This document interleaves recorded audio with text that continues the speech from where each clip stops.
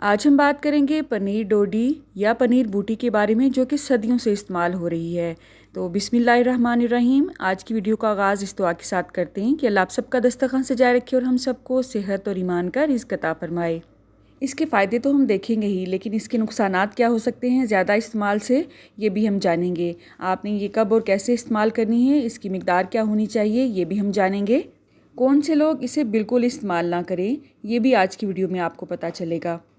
अगर आप किसी बड़े सिटी में रहते हैं तो आपको ये अच्छी वाली पैकिंग में मिलेगी, लेकिन अगर आप किसी भी छोटे सिटी में रहते हैं तो आपको ये आसानी से किसी भी पंसार की दुकान से मिल जाएगी।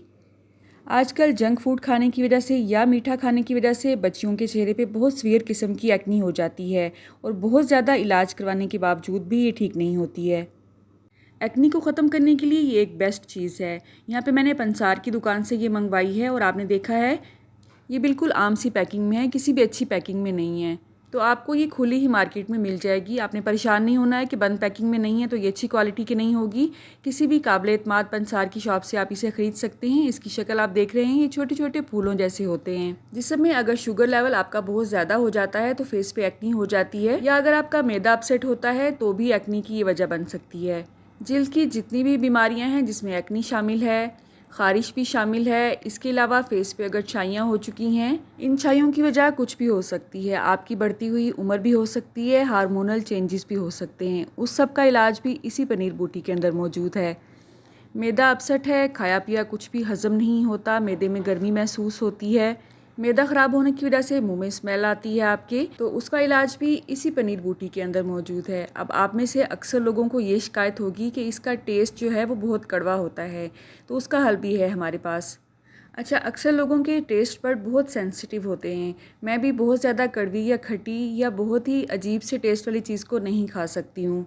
लेकिन अगर खुदा ना खास्ता आपको कोई ऐसी बीमारी है जिसकी वजह से आप मेडिसिन ले लेके थक चुके हैं, डॉक्टरों के पास जा जा के थक चुके हैं, हॉस्पिटल्स के चक्कर लगा के थक चुके हैं, तो आप ये सोचें इन सब की बजाय अगर थोड़ी सी कड़वाहट हम बर्दाश्त कर लेंगे तो ये इन तमाम झंझटों से बेहतर है। तो आपने देखा है इसके फूल को ऊपर से अगर आप ओपन करेंगे तो अंदर से इस तरह का दाना निकलेगा। अब ये दाना है, ये मुझे फ्रेश नहीं लग रहा है। असल में इसका जो दाना होता है अंदर से ये ब्राउन से कलर का होता है। तो आपने कोशिश करनी है जब भी आपने इसे इस्तेमाल करना है, इसके फ्रेश वाले दानों को आपने इस्तेमाल करना है इस तरह से। अगर आप इसे पी नहीं सकते हैं तो इस तरह से ऊपर से छिलका उतार के अंदर ये जो दाना है ये टैबलेट की तरह खा सकते हैं। बस मुंह में डालें और ऊपर से पानी पी लें। लेकिन एक दो दानों से काम नहीं चलेगा, आपको 3, 5 या 7 दाने खाने पड़ेंगे। इस तरह से आपने अच्छे अच्छे से चुन लेने हैं, उसके ऊपर से छिलका उतार के टैबलेट की तरह इसे खा लें। लेकिन आम रूटीन में हम इसे क्या करते हैं, हम इसे भिगो के इस्तेमाल करते हैं। अगर आप फ़र्स्ट टाइम इसे इस्तेमाल कर रहे हैं तो 3 दाने या 5 दाने इस्तेमाल करें। अगर आप इसकी कड़वाहट बर्दाश्त कर सकते हैं तो आप इसकी क्वांटिटी को बढ़ा सकते हैं। तो मैंने 5 दाने इसके लिए हैं, आप चाहें तो छिलके समेत भी ऐड कर सकते हैं। अमूमन इसे छिलके के साथ ही इस्तेमाल किया जाता है। एक दफ़ा इसे वॉश कर लें तो ज़्यादा बेहतर है, ताकि ऊपर से मिट्टी वगैरह उतर जाए। तो अब आपने इसे कम से कम 5 से 6 घंटे के लिए भिगोना है।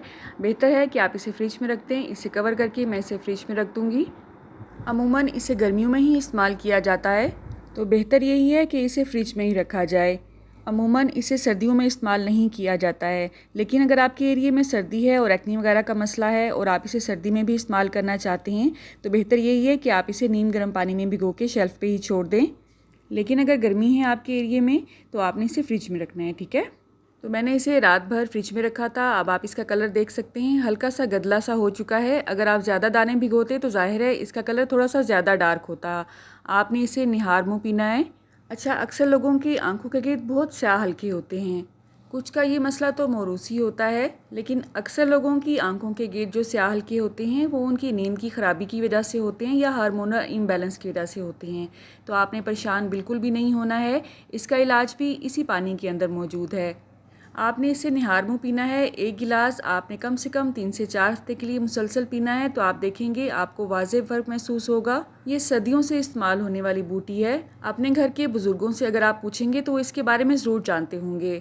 अमूमन इसके 11, 15 या 21 दाने भिगो के पिए जाते हैं, लेकिन मैंने आपको इसकी कम क्वांटिटी बताई है इसकी कड़वाहट की वजह से। शुगर लेवल को ये डाउन करता है, तो शुगर के पेशेंट भी अपने मसले को हल करने के लिए इसे इस्तेमाल कर सकते हैं। बीपी को भी ये कंट्रोल करता है। अब देखते हैं कि कौन से लोग इसे बिल्कुल भी इस्तेमाल ना करें। जिन लोगों के भी सीने का मसला है, बलगम है, खांसी है, उन्हें सर्दी जल्दी लग जाती है, वो इसे बिल्कुल भी इस्तेमाल मत करें। इस वीडियो के बनाने का मकसद आपको इस जड़ी बूटी के बारे में बताना है।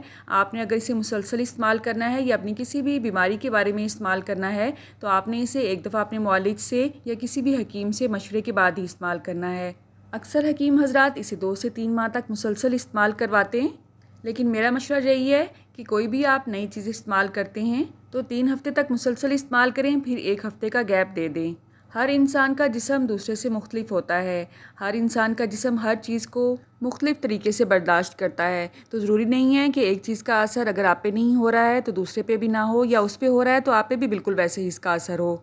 अगर आपका जिस्म इसे बर्दाश्त नहीं करेगा तो आपको इस हाल की शिकायत भी हो सकती है इसके मुसलसल इस्तेमाल से। तो बेहतर यही है कि आप 3 हफ़्ते इसे मुसलसल इस्तेमाल करें और 1 हफ़्ते का गैप दे दें। आपके जिस्म के लिए बेहतर रहेगा ये। कुछ लोग इसके पानी की कड़वाहट को बर्दाश्त नहीं कर सकते हैं, तो वो क्या करते हैं, इसका पाउडर बना के इसको कैप्सूल में डाल के इस्तेमाल कर लेते हैं। वो भी एक ठीक तरीका है।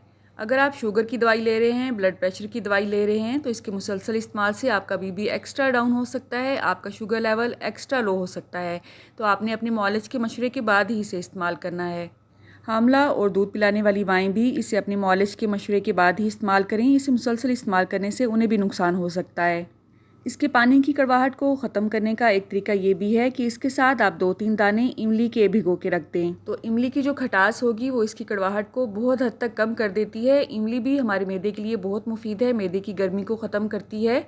आप उसमें हल्का सा नींबू भी छिड़क सकते हैं, थोड़ा सा नमक डाल के इसे कंज्यूम कर सकते हैं। तो ये एक बेस्ट तरीका है इसकी कड़वाहट ख़त्म करने का।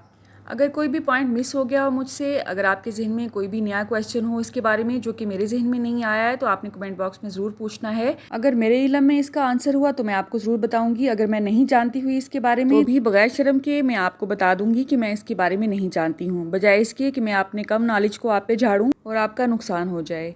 उम्मीद है ये बहुत ही इन्फॉर्मेटिव सी वीडियो आपके बहुत काम आएगी। अल्लाह आप सबको सेहत और ईमान का रिज़्क अता फरमाए और हम सब के रिज़्क में कसरत से ज़्यादा बरकत और आसानी अता। रुके सुने जाने से पहले वीडियो को लाइक कर दें, अच्छी लगी तो शेयर कर दें और सब्सक्राइब करने के बाद बेल का आइकन भी ज़रूर प्रेस करें। जज़ाकल्लाह। मेरी नेक्स्ट वीडियो तक अल्लाह हाफ़िज़।